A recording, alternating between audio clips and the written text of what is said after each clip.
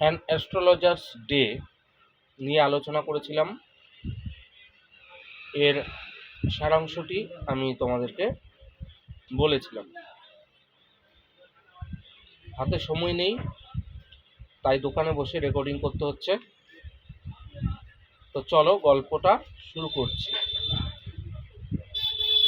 Line by line আমি তোমাদেরকে গল্পটা পড়ে বাংলা মানে সহ বুঝিয়ে দিচ্ছি। পাংচুয়ালি অ্যাট মিডডে, ঠিক দুপুরবেলা। পাংচুয়ালি মানে কি? যথাসময়ে, মানে দুপুরের ঠিক সময়ে। হি ওপেন্ড হিজ ব্যাগ, তিনি তার ব্যাগ খুললেন। জ্যোতিষী, হি বলতে এখানে অ্যাস্ট্রোলজার, জ্যোতিষী। And spread out his professional equipment, এবং প্রফেশনাল মানে কি? পেশাগত। ইকুইপমেন্ট মানে হচ্ছে সরঞ্জাম, তার মানে এবং তার পেশাগত সরঞ্জামগুলি তিনি ছড়িয়ে রাখলেন। হুইচ কনসিস্টেড অফ এ ডজন কাউরি শেলস, যেটার মধ্যে ছিল 1 ডজন কড়ি। কাউরি শেলস মানে কি? কড়ি। A square of cloth with obscure mystic charts on it, একটা বর্গাকার কাপড় ছিল, বর্গক্ষেত্রের মতো, স্কোয়ারিশ। তার মধ্যে কিছু কিছু ছক কাটা ছিল, রহস্যময় ছক কাটা, মানে যেটা ওই যে জ্যোতিষীরা যেরকম ব্যবহার করে না, বিভিন্ন ধরনের যন্ত্র, ওরা বলে যে এই যন্ত্রটা এই কাজ হবে, ঠিক সেরকম একটা কাপড়ের মধ্যে অনেক রকম যন্ত্র আঁকা ছিল, রহস্যময় চিত্র আঁকা ছিল। Square of cloth with obscure mystic charts on ইট, মানে একটা বর্গাকার কাপড়ের ওপরে রহস্যময় কিছু ছবি আঁকা ছিল। এ নোটবুক, একটা খাতা ছিল। নোটবুক মানে কি? খাতা। And a bundle of palmyra writing, এবং একগুচ্ছ তাল পাতার পুঁথি ছিল। পালমিরা রাইটিং মানে হচ্ছে তাল পাতার পুঁথি, শুধু একটা না, অনেকগুলো। এই যে সরঞ্জামগুলো অ্যাস্ট্রোলজার বা জ্যোতিষী ব্যবহার করত, তাতে তোমরা বুঝতেই পারছো যে তার একটা জ্যোতিষী সুলভ পার্সোনালিটি তৈরি করার জন্য তিনি কিন্তু এই যন্ত্রগুলো বা যন্ত্রপাতিগুলো বা পুঁথি বা বই বা নোটবুক তিনি ব্যবহার করতেন, যাতে কাস্টমার আকর্ষণ হয়। এটা তার ব্যবসায়িক উদ্দেশ্য ছিল। His forehead was resplendent with sacred ash and vermilion, তার কপাল ছিল পবিত্র ছাই এবং সিঁদুর দিয়ে রাঙানো। ফোরহেড মানে কপাল, আর হচ্ছে স্যাক্রেড মানে পবিত্র, অ্যাশ মানে ছাই, ভার্মিলিয়ন মানে হচ্ছে সিঁদুর।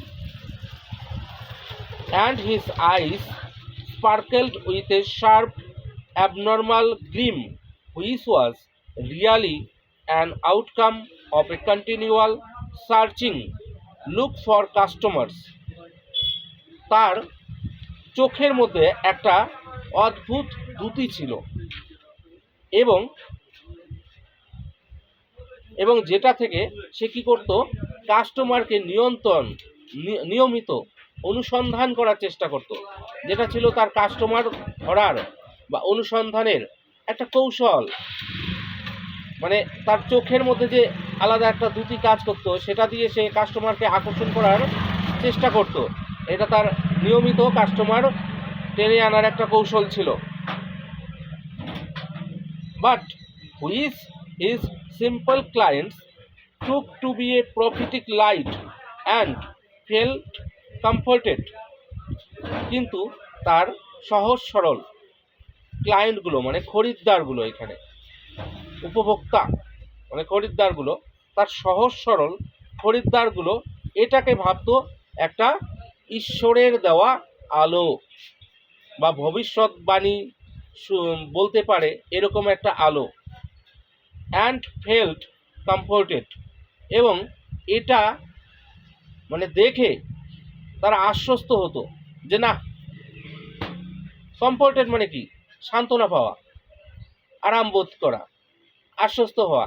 তারা মনে মনে ভাবতো যে না, এই জ্যোতিষীর কাছে গেলেই কাজ হবে, তাহলে এই জ্যোতিষী তো আমার সামনের দিনগুলোয় কি হতে চলেছে, খারাপ দিনগুলো বা ভালো দিনগুলো তিনি বলে দেবেন এবং সেই অনুযায়ী আমি চলবো, আমার কাজ হবে। এইটা ছিল খরিদ্দারদের একটা ধারণা। আর জ্যোতিষীর কাছে কারা যায় বলুন তো?